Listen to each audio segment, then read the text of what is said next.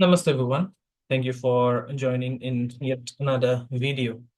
And in today's video, we'll be looking at a topic which is again not very common, and that is the topic of how to select the right gemstone for you. Okay, so this is of course a burning question as such. Let me silence my phone. Okay, so this is a burning question as such. I get it from a lot of people, and as an astrologer, whenever I do consultations, gemstones are the last things that I recommend. Okay, if there is no other way, then only I recommend gemstones. Otherwise, no. Okay, but then will gemstones work for everyone? The answer is no. Will gemstones Are the principles of gemstones applicable to all the charts that an astrologer reads? The answer is no. Okay, but then there is one universal principle which you can obviously follow to select the right gemstone for you as well as for your loved ones. And you'll never go wrong in this, using this sutra. Okay, this sutra is from the Gemini texts and the sutras of Gemini, basically. And I have applied this sutra in my chart as well as in the chart of my clients, and it has never failed to give good results. Okay, and again, reiterating the point, selecting the wrong gemstone can be very dangerous. Okay, it can be extremely dangerous if you end up selecting the wrong gemstone. Let's say for students, it is most astrologers for getting a job, or say for activating finances, they provide panna, okay, as a remedy. It's the stone of Mercury. But then what happens is, the panna that people wear, it debilitates their sex life because Mercury debilitates in Pisces.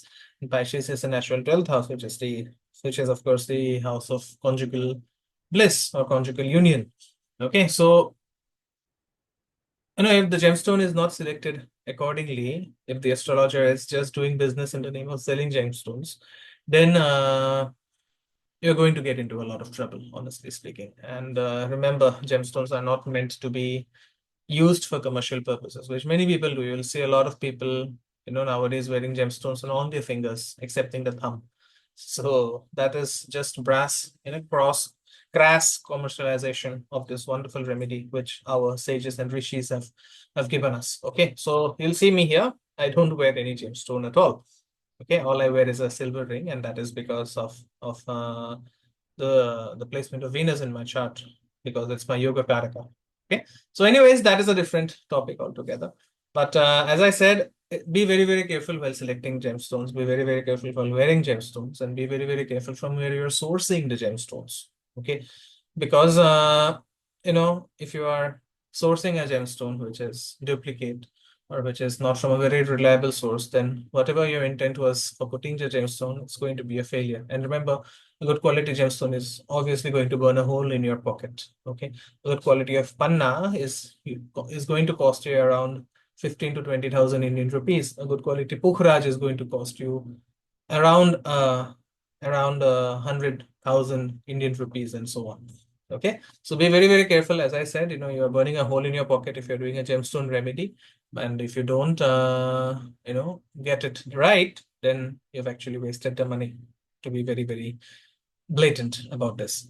Okay, so coming to the coming to the principle of how to select the right gemstone, you first find out the Kendra houses. Okay, you first find out the planets that rule the Kona houses in your, in your horoscope from the Lagna.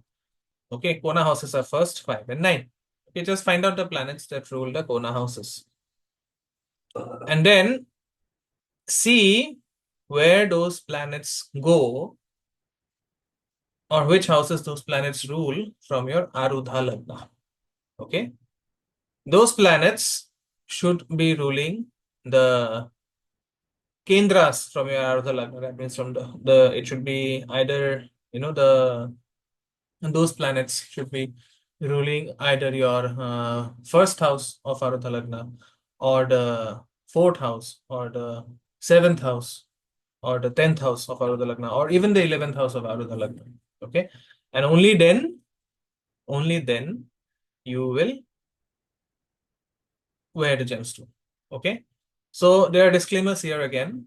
When you are looking at the chart from the Lagna, when you are examining the Kona houses from the Lagna, say 1, 5, and 9, in that case, the planet ruling the Kona houses should not rule a Dusthana. That means it should not rule the third house, it should not rule the sixth house, it should not rule the eighth house, and obviously it should not rule the 12th house. Okay, so it's a very simple, straightforward principle. But as you see, if you apply this principle, you will see that either all these three conditions are not going to be simultaneously satisfied. Remember, these three conditions have to be simultaneously satisfied, or you will find that the planet that rules your Kona houses from Lagna is also going to be ruling your Tushtana houses. Okay, so it's going to be applicable in only say 20% of the charts, and only those charts require gemstones. Other charts don't require gemstones. I can vouch my entire learnings on this statement. Okay, only 20% of the charts will require gemstones for their rectification. And so, just don't wear a random gemstone just because some astrologer has told you, or just because you have read a blog or listened to a podcast on YouTube. Okay, I'm just repeating the principle for everyone's convenience. First, step one, examine the rulers of the Kona houses from your Lagna. That means the first house, the fifth house, and the ninth house. See which planets are ruling these houses. Okay. Then calculate your Arudha Lagna and see which houses are ruling the first house, fourth house, seventh house, and the 10th house from your Arudha Lagna. Now come back to the Rashi chart and see if the planets that rule the konas of your D1, are they ruling any Dushthanas in the Rashi chart? Okay, they should not rule the third house, sixth house, eighth house, and the 12th house. Okay, so all these three conditions have to be simultaneously satisfied. If you find one planet which is ruling the Kona houses of your Rashi chart without ruling the Dushtana and is also ruling a Kendra house from your Arudha chart or the 11th house from your Arudha chart, then you can safely go and wear the gemstone of that planet. Okay, so it's a simple no-brainer three-folded principle. And as I said, all the conditions must be satisfied simultaneously. If you have any doubts, obviously, you can ask me in the comment section. Please try this principle in your charts and do let me know how it goes for your chart as well as for the charts of your loved ones. Okay, so thank you so much for watching. Please subscribe to the channel, share this content with people who think can, would benefit from it, because a lot of people, they get scammed, in the name of gemstones. So please share this video with people who you think will benefit from this video, and kindly leave your comments behind in the feedback section. Thank you so much for watching. I'll see you soon. Namaste. Om Gurave Namaha.